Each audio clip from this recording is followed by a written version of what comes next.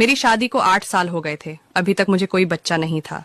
मेरी शादी के 1 साल बाद ही मेरे देवर की शादी हो गई थी।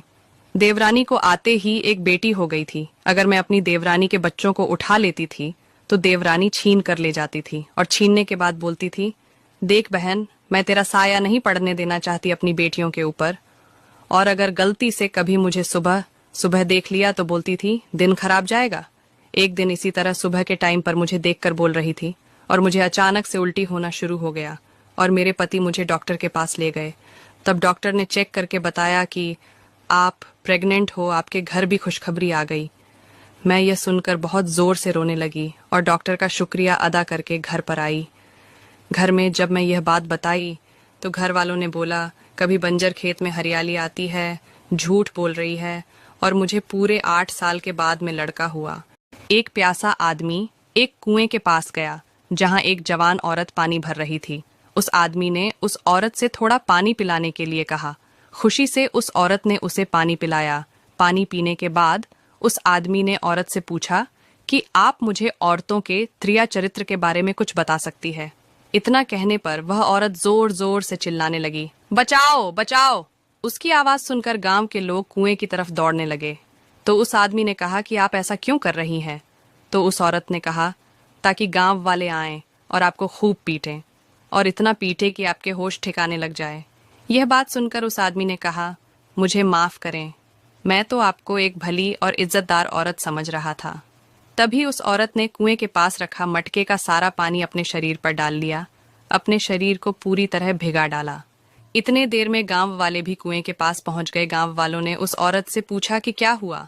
औरत ने कहा, मैं कुएं में गिर गई थी। दिल छू जाएगा इस कहानी को सुनकर। एक लड़का और लड़की बाइक पर जा रहे थे। लड़का बहुत तेज बाइक चला रहा था। लड़की डर गई और लड़के से बाइक धीरे चलाने को बोली। फिर लड़का बोला, मुझे आई लव यू कहो। लड़की, आई लव यू अब धीरे चलाओ। लड़का, मुझे अब बाहों में पकड़ो। लड़की ने उसे बाहों में पकड़ी और बोली, अब बाइक धीरे चलाओ। लड़के ने कहा, अब हेलमेट उतारो। लड़की ने हेलमेट उतारी। फिर लड़के ने कहा, अब इसे पहन लो। लड़की ने उसे पहन ली और बोली, अब धीरे चलाओ। अगले दिन अखबार में खबर आई, वह लड़का मर गया और वो लड़की हेलमेट की वजह से बच गई। क्योंकि लड़का जानता था बाइक का ब्रेक फेल हो गया है, इसलिए उसने लड़की को हेलमेट पहना दिया था। वह लड़का चाहता था कि मुझे कुछ भी हो जाए, लेकिन मेरी जान को कुछ भी नहीं होना चाहिए।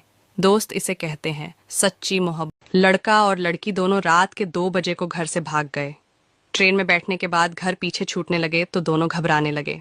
लड़की बोली, सुबह को मेरी माँ बहुत रोएगी। मेरे पापा शुगर हार्ट के मरीज हैं, वह तो मर ही जाएंगे। मम्मी को भी ब्लड प्रेशर है, मर गई। तो लड़का बोला, फालतू की बातें सोचने से कोई फायदा नहीं, कोई किसी के लिए नहीं मरता।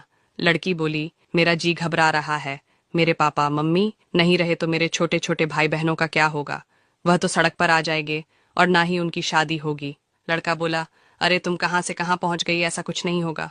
लड़की बोली, नहीं, अब मैं तुम्हारे साथ नहीं जा सकती, अगले स्टेशन से उतरकर घर जा रही हूँ। लड़का बोला, पागल हो, साथ जीने की कस्में वादे कहाँ गए? लड़की बोली, मैं अपने माँ बाप की लाश के ऊपर अपने ख्वाबों के महल नहीं बना सकती, अपने भाई बहन के भविष्य को अंधकार में धकेल कर अपने अरमान पूरे नहीं कर सकती, अपने माँ बाप की इज्जत को सरेआम नीलाम करके मैं नहीं जी पाऊंगी। लड़का चुपचाप देखता रहा।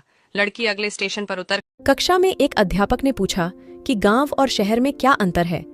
एक बालक ने बहुत सुंदर जवाब दिया, इतना ही अंतर है कि गांव में कुत्ते आवारा घूमते हैं और गौमाता पाली जाती है, और शहर में कुत्ता पाला जाता है और गौमाता आवारा घूमती है। मेरे गांव का अनपढ़ आदमी गाय चराने जाता है और शहर का पढ़ा लिखा आदमी कुत्ता टहलाने जाता है।